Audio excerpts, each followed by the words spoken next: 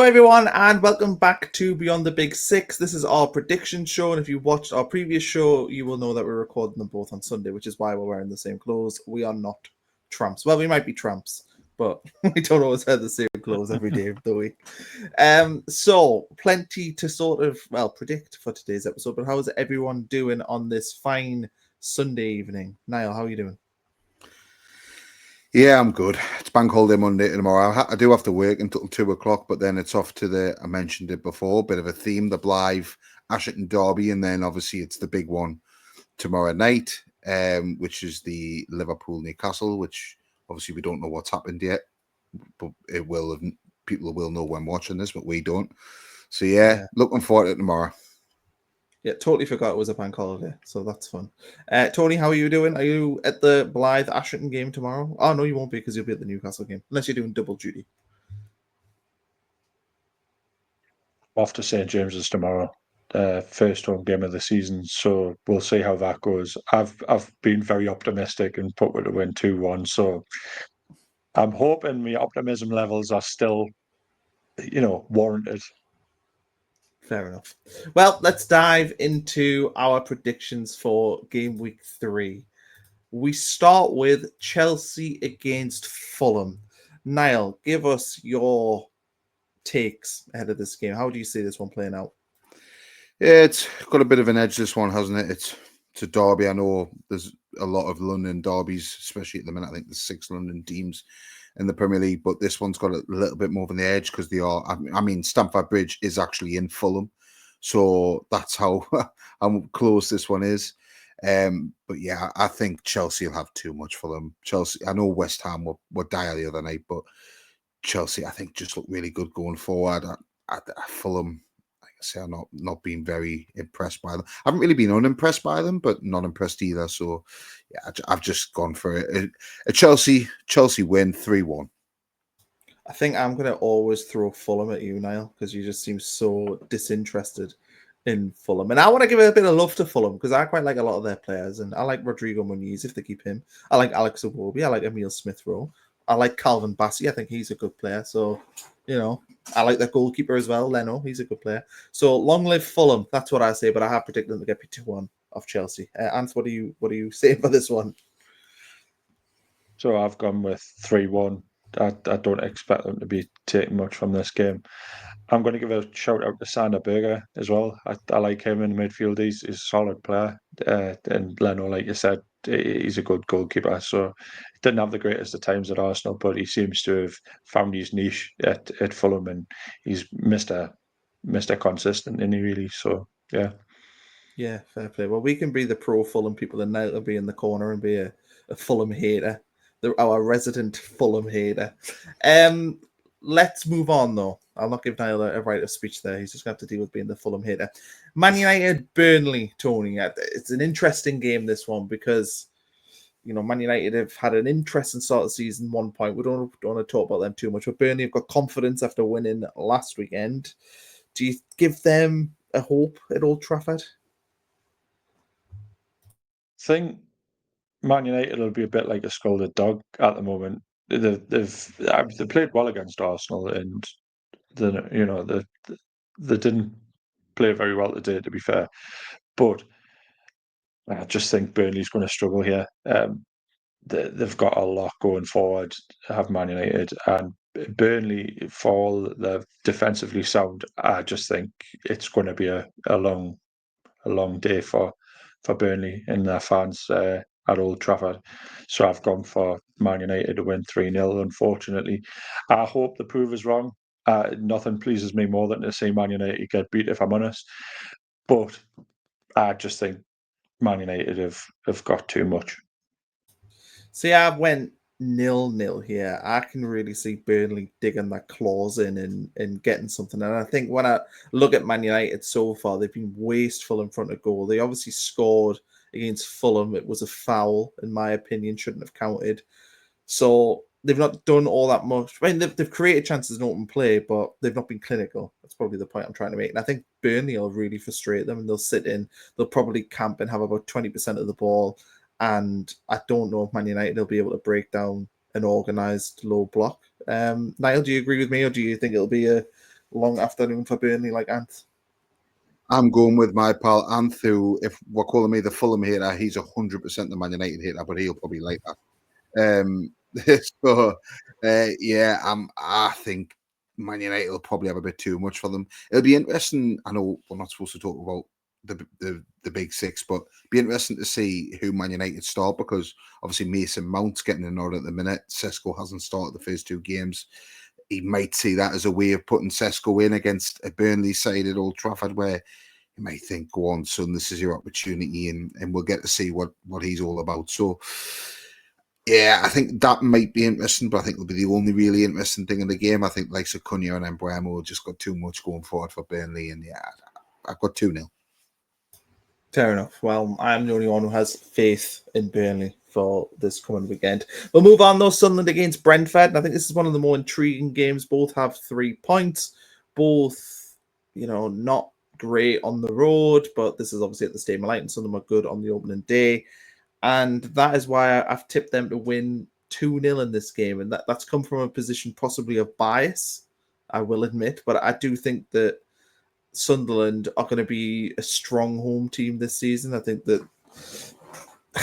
just think that the way that they play will lend itself quite well to being a home team. And I see Brentford being poor on the road this season, so that's why I've went with a Sunderland win. I can see how Brentford can hurt Sunderland, and I certainly think that if Brentford allow Sunderland to have 75% of the ball as they did at Aston Villa, I think it will be difficult for Sunderland, but I don't think Brentford, will look at Sunderland in that way. I don't think they'll look at them like Aston Villa and go, do you know what, you'll have the ball. So I wonder if Brentford will, have maybe 50% or more of the ball in this one. I think it's 2 teams that probably enjoy not having the ball, which could also lead to a dull game, but kind of just think Sunderland might have enough in this game to see up Brentford, but I think it probably will be tight. But I've went 2-0 Sunderland.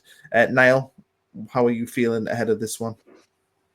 So I've gone 1-0 to Sunderland. I think it'll be a scrappy, tight game, to be honest. I think that mostly because I think Brentford will just go there not to lose. I think they know that they can't lose that game. Stadium of Light, it's a different animal. It's a different animal. We all know that. I just think it's going to be very tough for Brentford to go there and get a result. But yeah, I've gone for 1-0 because I just think it could go 1-0 either way. It wouldn't surprise us. But I think it'll be scrappy Sunderland. If they play like they did against West Ham, certainly in the second half, they could really get a positive result and score a few goals. We'll see if they can reach them levels again. I think it'll be interesting the fact that I can see Wilson Isidore maybe he's getting the nod for Sunderland, because Regis Labrise likes rotating his strikers, and Isidore, maybe he might think this is a good opportunity for him to use his physicality, and his height to do a little bit different than Mayenda. Could be interesting, but they also there's a round of Carabao Cup games this week, so I think we'll know more who will start based on that. I think someone that got Huddersfield on Tuesday, so that could kind of have a bearing on it. But yeah, I don't know. If Brentford were at home, I might have put the result the other way, but with it being Sunderland at home and how important Sunderland's home form has to be this year, I've gone for a 1-0 home win. Yeah, it'd be interesting if Dan Ballard plays. I think that's a pretty pivotal, because if Sunderland line it was Jensen Sealt, it's centre back. Nothing against him, but I just don't think he's a Premier League defender. But Tony, are you as optimistic as us for Sunderland, or do you think Brentford will get something at the Stadium of Light? So I've gone for a stalemate. I've gone 2-2. I do see it as being quite a tight game, much like yourselves. If I had to lean one way or the other, I'd probably go Sunderland, in the respect that they've got the home stadium, and they've got that atmosphere, which I do feel plays a factor, and I will hammer that home for a certain someone. But yes, if any side was going to have the edge, I'd probably go Sunderland. But I do think it's going to be high stakes for both sides, in the respect that nobody wants to give anything away. So, and Dan Ballard, he's been an important player so far this season for you. Not to have him in the back line, you just look that little bit more vulnerable. So, to me, it could go either way. We'll have to wait and see. But yeah, I've gone 2-2.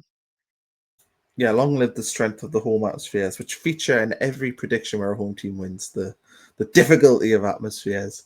Niall, Spurs against Bournemouth. Will the atmosphere have something to play in this one? It certainly will. Certainly will. I've gone for 3-0 Spurs. I know I've said a few times that I didn't really see the hype around Spurs. They're doing very well and proving me wrong. So, yeah, they'll probably keep on proving us wrong. I just think Bournemouth, I'm not sure how the defence can stand up to what Spurs have got going forward. Certainly looking at Spurs yesterday against Man City. So, yeah, I've gone 3-0 Tottenham. Well, I have went with a 1-1 draw. I like Bournemouth, and I thought they were really good on the opening day. I thought they were good at the weekend against Wolves, and I think I can see them going to Tottenham and frustrating the life out of them and hitting them on the counter attack and hurting them in that way. I think that Tottenham against Man City were able to be the team that sort of sat in and counter attacked, whereas I think they might struggle a little bit at home against teams like Bournemouth this season who will do that to them. Tony, how do you see this one playing? I've gone 2-1 Spurs. I like Bournemouth, and I give them every opportunity, and I'm a big fan.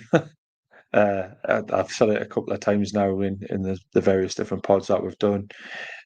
I do really like the side, but I think Thomas Frank's got Spurs playing some good football. I know they fell off rather famously in the PSG game there a couple of weeks back, but I think they're a different breed, and I think they'll just have that little edge over Bournemouth, unfortunately. Wolves, Everton next, and I think that this is a really crucial game for Wolves. Obviously, they are pointless this season, but I also think for Everton this is important because they've won their opening home game.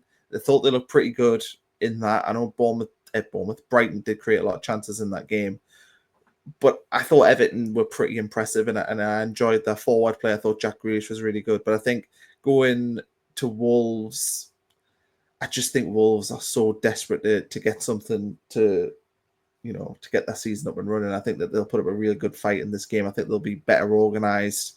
I think they will score in it as well. So I've went with Wolves to get a 1-1 draw here against Everton. I could have tipped them maybe to win, but I don't think I've seen enough from Wolves this season to suggest that they can see through a victory and get the win against Everton. So I've went with 1-1 here. Niall, what are your views on this one? Do you think Wolves can get their first points of the season? Yeah, I think they'll get a point. I've gone for a 0-0. And again, Everton, good result for them against Brighton, but I don't know. I just feel like the new stadium pulled them through it, as I said earlier. I just think Wolves, again, a little bit like what Ant said about Sunderland and Brentford. I think it's a game where neither side's going to want to give too much away. And I don't think going forward, either side, I don't know, the game doesn't sink to goals to me. So I think they'll just cancel each other out. I don't think anyone will want to take risks, even though you should be, especially at this point in the season. I don't think either of those sides will. I think Everton will be quite happy to go there and get a draw. They certainly look like that's what they set up to go to Leeds in the first game of the season, so it wouldn't surprise us if they did it again. Wolves are going to have to go all out, but are they good enough? As Ant touched on in the last pod, they've lost their captain for this game as well, so it could be a big thing. 0-0 is what I've gone for. Yeah, it feels like this one might be settled by set pieces if someone is going to win it. But Tony, do you see Wolves getting their first points of the season, or do you think Everton will take all three? No, I've gone for a 3-1 win for Everton. I do think Everton's got that edge, and losing Totti in that back line, I think, is going to have a big effect on Wolves. I think it's going to be a long season for Vitor Pereira. For all I think he's a cracking manager. There's, Cunha going out of that side is, massive. He was a key player for them. Strand Larson is, again, I think he picked up a knock, so he had to come off during that game. So if he plays, you've got a good chance. But I just don't think they've got enough in that side to really trouble Everton truth be told. And I think off the back of that cracking result against Brighton, I think it gives them a bit of a boost. So I'm expecting Everton to run out quite comfortable winners in this one. We've got Newcastle playing Leeds at Ellen Road. This will be an interesting one for sure. I think Leeds at home with that big crowd behind them could be a testy one for Newcastle. Tony, how do you see this one playing out? Do you think Newcastle will be able to ride the momentum of that Leeds crowd and be able to come out with 3 points? Or do you think Leeds can maybe cause a surprise? Maybe Sean Longstaff gets the nod and gets a goal? Yeah, I've gone for a Newcastle win, surprise, surprise. But I do see that the atmosphere in the ground playing a big factor in it. I think it's going to be a tight affair. I've gone for the 2-0 win for Newcastle, but I could easily see this being 2-1, 3-2. I do think there'll be goals scored in this game. But I fancy it. Oh no, actually I haven't. I'm telling a lie. I've gone 3-1. I'm reading the wrong line. So yeah, I do fancy us to win, but I do think it's going to be a tighter game than what many would think. I would have just rode along there and just kept that 2-0 prediction in. I would have just been like, yeah, I went 2-0 and I'll just change the sheet afterwards. No, I think it's an interesting one. I have Newcastle to win at 1-0, but I really wouldn't be surprised if Leeds got this because I do think the newly promoted teams are going to be decent at home this season. And I think that's going to be where they target to win points. And I just fancy Leeds at home to find ways of getting goals, but I don't know. I've went Newcastle to win 1-0 because I just think Newcastle are too strong. So what do I know? Niall, what do you reckon for this one? Well, it was actually my line that Ant was reading, so I've got Newcastle to win 2-0. But it is a strange one. I had to think about it for a little bit because my worry for Newcastle is I don't know who's going to be playing up front for them. Anthony Gordon playing up front for them is not sustainable.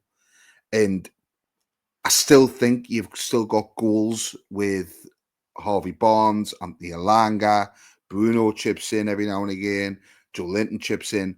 They've got enough to beat Leeds goals-wise, but it's not sustainable for the season. So I still think they'll win this game. I'm sorry, Leeds supporters, but I've just not been impressed yet.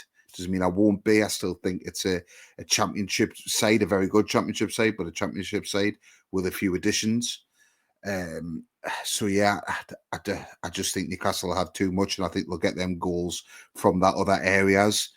But it wouldn't surprise us if Leeds got something because Newcastle, like I say, they don't have the striker. But I just think that they haven't got enough to beat them.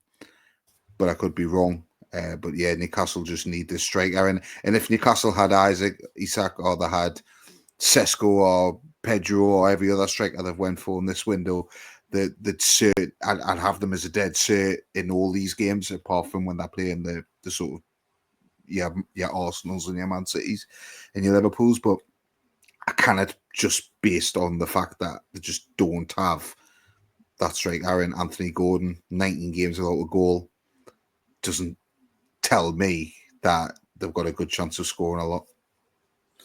Yeah, I think it's probably a good time for Leeds to play Newcastle. I don't know. I went with 1-0 Newcastle, but I kind of wish I'd went with a draw. Maybe a 1-1. But I'm locked in at 1-0, so I'm leaving that there. Anyway, Brighton against Manchester City. Niall, this is potentially a goal fest. That's what I think for this one. I think it's two teams that are very attacking in their play, and I think Brighton at home will really have a go at Man City. But how do you see this playing out? Not a goal fest. I've gone for 1-1. Both, as you said, two very good attacking teams. Man City will want to bounce back after that defeat against Tottenham. Man City always start the season slower, and they kind of pick up, don't they, as the season goes. Looks like that could be happening again potentially, which is why I've gone for the draw.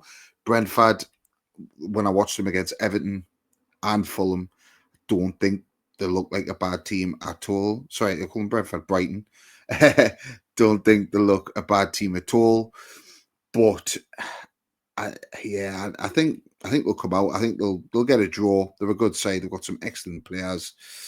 Yakuba Minta's coming into his own. I know he missed a sit the other day as well, didn't he? So, they've got some really good players going forward, and I don't think Brighton will be in any trouble. 1-1 draw is my prediction.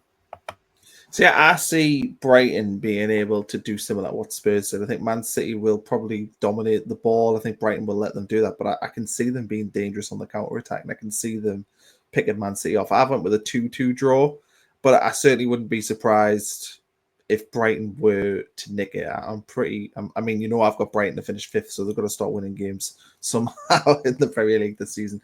Tony, do you see Brighton having any chance against Man City, or do you think City will win? I've gone 2-1 City. I think the result at the weekend there for Brighton was a bit of a blow. So I think it's going to be a big ask, especially as City got beat off Spurs. So I think they'll be out for blood. So I do think it's going to be a difficult day for Brighton. But going to the Amex is difficult. They've got a good record at home. They're a strong side. I could be wrong. I could go either way for me. But yeah, I just think City's got too much about them. Forest against West Ham next, and again, I think this is another, it's an interesting game. Forest have obviously started the season pretty well, nearly won it against Crystal Palace at the weekend, missed a chance right at the death. And West Ham, we talked about them a lot in the previous episode about their struggles. For me, I think Forest will win this game 3-1. That's my prediction. But Tony, how do you see this one playing out? Do you think that West Ham will enter the international break winless and pointless? Yeah, I've gone for Forest to win this quite comfortably, 3-0. I think Forest is going to have far too much for West Ham, and West Ham just look in total disarray at this moment in time. Unless Potter can pull something out of the hat, he's staring down the barrel here. So yeah, I expect Forest to come and heap the misery on, unfortunately. Niall, do you give West Ham much of a chance in this one?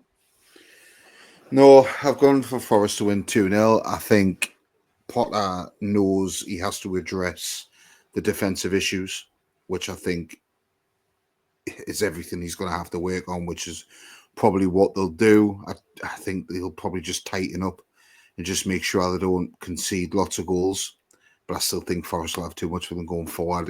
Forest forward line with Gibbs, White, Callum Hudson, Adoy, Chris Wood.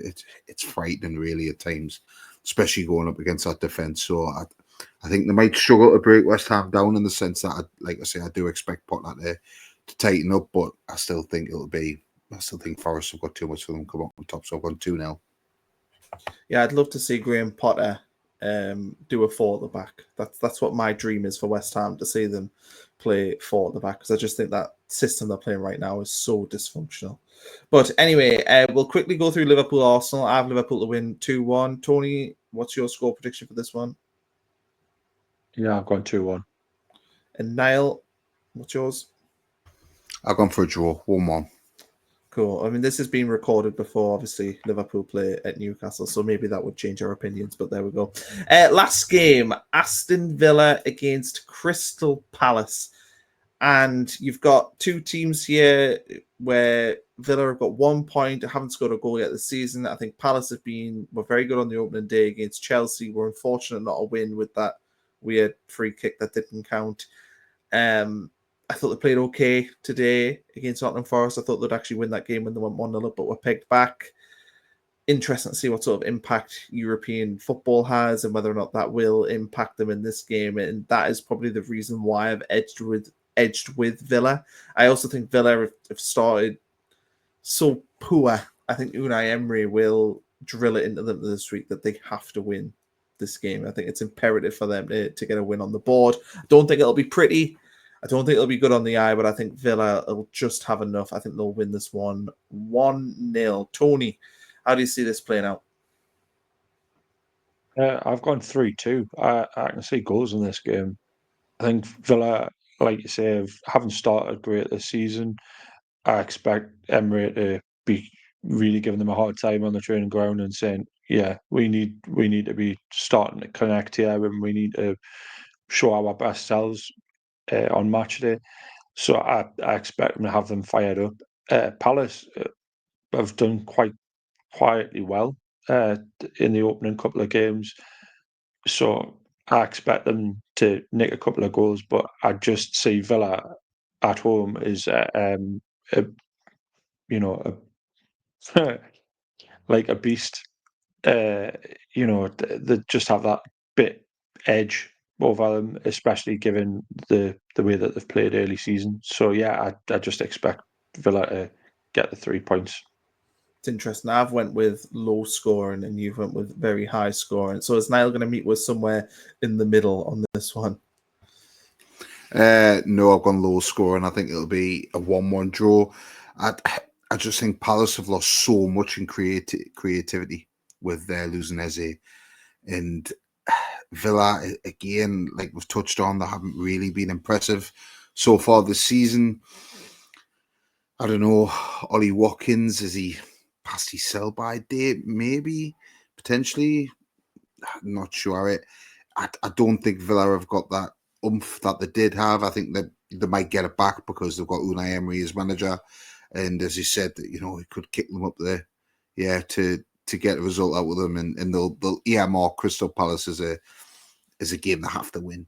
So yeah, I've gone for a 1-1 draw. I just worry for Palace with losing a player like Eze. They're not going to be able to replace him.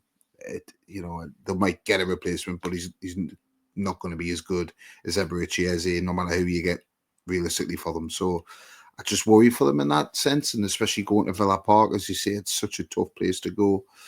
So yeah, I've gone for a 1-1 draw based on the fact, as I say, Palace worry about their creativity, and Aston Villa haven't really been impressive so far this season.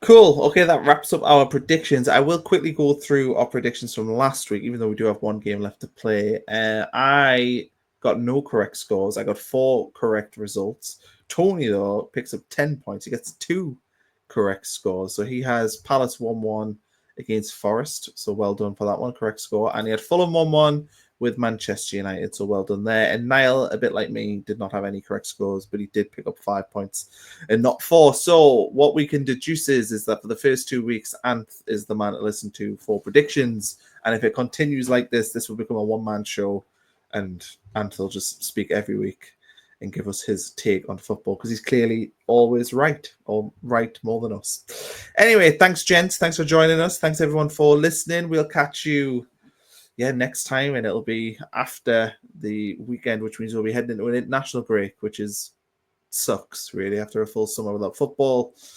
Well, without club football anyway. Yeah, it is what it is. But thanks, gents, for joining us. Thanks, everyone, for listening. Please give us your predictions as well in the comments. I should have said that at the start and I didn't. So, yeah, more fool me. I'm a bad broadcaster. Anyway, we'll catch you for the next episode.